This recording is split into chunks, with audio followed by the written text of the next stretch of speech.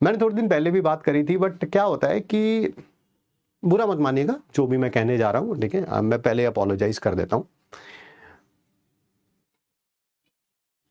जब आप mentally weak होते हैं, है ना,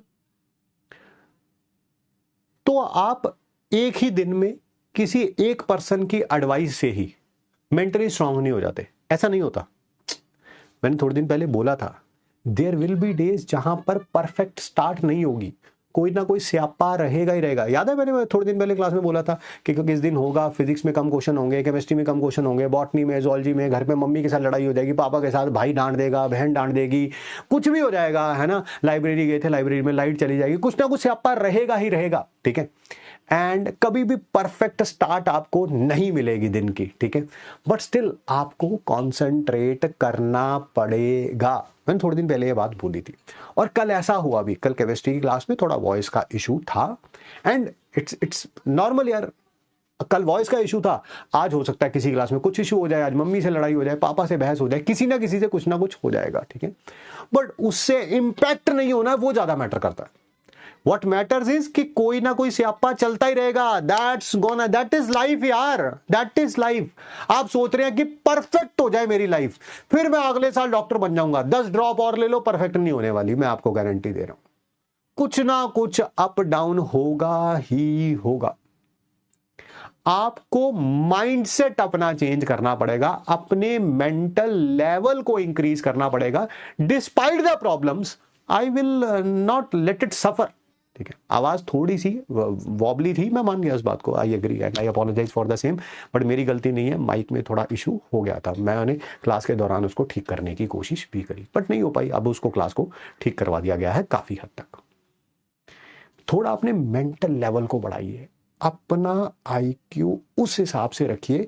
यही हुआ इस साल भी, इस एग्जाम में भी यही हुआ इस साल नीट 2025 में। कोई सब्जेक्ट थोड़ा सा टफ आने के कारण आपने उसी टाइम पेपर के दौरान ही हिम्मत छोड़ दी भाई, पेपर खत्म भी नहीं होने दिया। I can't count in numbers जहां पर हमें रिपोर्ट्स मिली कि ऑल ओवर इंडिया किसी भी इंस्टीट्यूट से पढ़े हो, offline online does not matter, बच्चों ने पेपर देते हुए रोना शुरू कर दिया। अरे भैया अभी तो पेपर खत्म भी नहीं हुआ यार, पेपर खत्म होने दो, उसके बाद रो लेना यार। दैट शोज कि कहीं ना कहीं आपका मेंटल लेवल को, माइंडसेट उतना स्ट्रांग नहीं है यार। पेपर तो सबके लिए मुश्किल आया था। पिछले साल 650 वाला ड्रॉप कर रहा था, आपकी बार 550 वाला भी आराम से गवर्नमेंट मेडिकल कॉलेज में है यार। तो जो पेपर के अंदर रोया नहीं होगा ना, पेपर के अंदर घबराया नहीं होगा, ठीक है, वो इस साल सिलेक्टेड है भाई। ऐसा नहीं है कि नॉलेज नहीं थी, नॉलेज थी यार, बच्चों को थी, they deserve it to be in the medical college. But कहीं ना कहीं माइंडसेट में थोड़ा सा इशू था। मैं लास्ट ईयर भी क्लास में बोलता था कि जो क्वेश्चन तुमसे नहीं होगा वो किसी से भी नहीं हुआ होगा, तुम घबराना मत, ठीक है। बट कहीं ना कहीं अनफॉर्चुनेटली ऐसा हो जाता है। अपने माइंडसेट को स्ट्रांग करिए।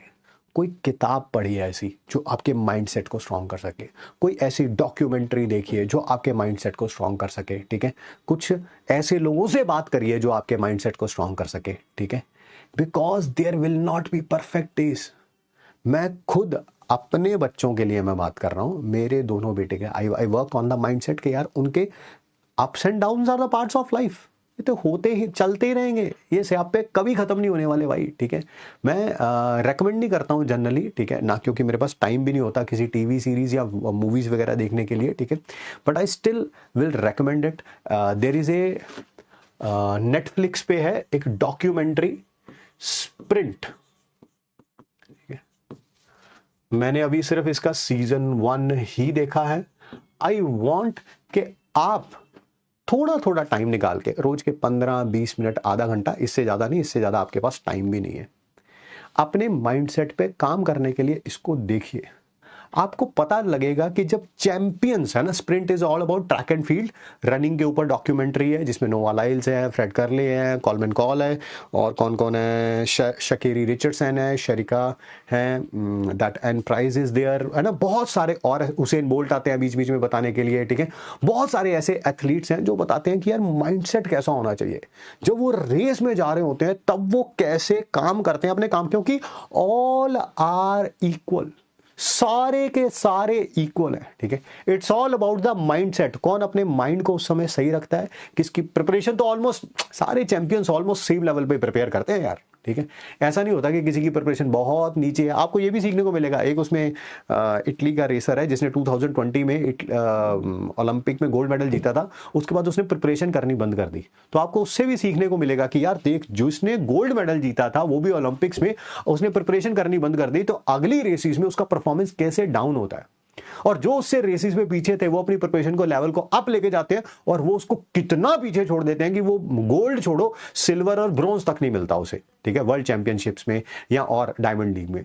आपको देखने को मिला, रोज 10 15 20 मिनट निकालिए, इसको देखिए। अब ये मत बोलिएगा कि सर मेरे पास तो नेटफ्लिक्स का पासवर्ड ही नहीं है, कुछ और देख लीजिए, कोई किताब पढ़ लीजिए। बट मुझे कल बहुत बुरा लगा इस बात को लेके कि आप छोटी सी बात को राई का पहाड़ बनाते हैं, और ये आप अपनी डेली लाइफ में भी करते होगे। ऐसा नहीं है कि क्लास की वॉइस के कारण इशू है, ये आप डेली लाइफ में भी करते होगे कि आज आपका फेवरेट खाना नहीं बना तो मूड खराब हो गया, मूड खराब हो गया तो क्लास नहीं ली। अरे यार, आई एम टेलिंग यू इसको स्ट्रॉन्ग करिए भाई, गेम सारी यहां पे है। आप सोच रहे हैं कि प्रैक्टिस करने से ज्यादा इंप्रूवमेंट हो जाएगी, वो तो सबके लिए इक्वल है। मैंने बताया तो इस साल क्या बच्चे प्रैक्टिस कम करके गए होंगे? नहीं कम करके गए होंगे यार, ठीक है। अब एग्जाम में जाके एक बंदा ये सोच रहा है भाई मैंने फिजिक्स में ना 25 क्वेश्चन भी कर लिए ना भाई, मैं सेलेक्ट हो जाऊंगा आराम से, ठीक है। दूसरा सोच रहा है 25 ही हुआ, बस वो सिलेक्ट नहीं हुआ भाई, वो 25 भी नहीं कर पाया, ठीक है। तो ये सारी यहां की गेम है। मैं खुद जानता हूं एग्जाम का टेम्परामेंट क्या होता है। जब आप पॉजिटिव माइंडसेट से जाते हैं ना, कोई क्वेश्चन ना भी हो, ठीक है, आप आगे मूव करते हैं, कोशिश करते हैं उस क्वेश्चन पे वापस आने की। अगर आपका माइंडसेट सही है, ठीक है, तो वो क्वेश्चन आप दोबारा सॉल्व कर लेंगे। और आप जैसे जैसे आगे मूव करते गए, अपने दिमाग को खराब करते गए, हर एक क्वेश्चन को कैलकुलेट कर रहे हैं, ये भी नहीं हुआ -1, ये भी नहीं हुआ -1, मैं तो तैयारी करके गया था, मेरे 180 में से 160 70 आने चाहिए थे, मेरे तो 70 ही बन रहे हैं। जो बचे हुए क्वेश्चन थे वो भी नहीं होंगे। Think about it, there will be days जब हालात खराब होगी भाई। मैंने देखा स्प्रिंट के अंदर, वो शायद डायमंड लीग के लिए जा रहे होते हैं, किसी बड़े इवेंट के लिए जा रहे होते हैं, और उससे पहले उनका एक्सीडेंट हो जाता है, 2 कार्ड्स आपस में टकरा जाती हैं। उसी में चैंपियन भी बैठा होता है और कंटेंडर भी बैठे होते हैं। वो चैंपियन बाहर आके कहता है भाई मैंने अपने दिमाग को ऐसा सेट कर लिया कि ये सारे एक्सीडेंट से घबरा गए होंगे, मैंने नहीं घबराना। और क्योंकि मैं नहीं घबराऊंगा, क्योंकि मैं वो देख रहा था, वो मैं स्प्रिंट देख रहा हूं एक तरफ, और एक तरफ मैं आपके बारे में सोच रहा हूं, है ना, कि सब कुछ सेम है यार। जैसा नीट 2025 का एग्जाम था, बिल्कुल सेम सिचुएशंस हैं, but it's all about the mindset. वो पता कहता है, कह रहा कि मैं अगर नहीं घबराया तो सारे कंटेंडर भी उस एक्सीडेंट में थे, और ये सारे लोग इस बात को लेकर घबरा जाएंगे कि यार इससे तो कोई फर्क ही नहीं पड़ा, इससे उनको और फर्क पड़ेगा, और वो नीचे जाएंगे और मैं ऊपर जाऊंगा। Just imagine, the tougher the situation is, आप उतना ज्यादा बाउंस बैक करते हैं, आप उतना ज्यादा अच्छा परफॉर्म करते हैं। किस दिन क्लास में अगर कोई इशू हो गया था तो आपको और ज्यादा कंसंट्रेशन करनी चाहिए थी, एक्सेप्ट दैट के सल करना। हाय हाय हाय, देखो सारी माइंडसेट की गेम है भाई। किसी क्लास में कुछ इशू हो गया तो बहुत बढ़िया बात है, बाकी सारे लोग जहां पे परेशान होंगे वहां पर मैं और एफर्ट लगाऊंगा, मैं इनसे आगे निकल जाऊंगा। 2 persons, different attitude, different result. उस एक्सीडेंट में वो चैंपियन भी था नोवा लाइल्स, और बाकी सारे कंटेंडर भी बैठे हुए थे। एक्सीडेंट सबका हुआ, कार्ट में चोट सबको लगी। एक का माइंडसेट ये है कि मैं नहीं घबराऊंगा, इस बात से ये बाकी लोग घबरा जाएंगे और मैं अच्छा परफॉर्म करूंगा। और वो परफॉर्म करता है और वो गोल्ड जीतता है उसी रेस पे।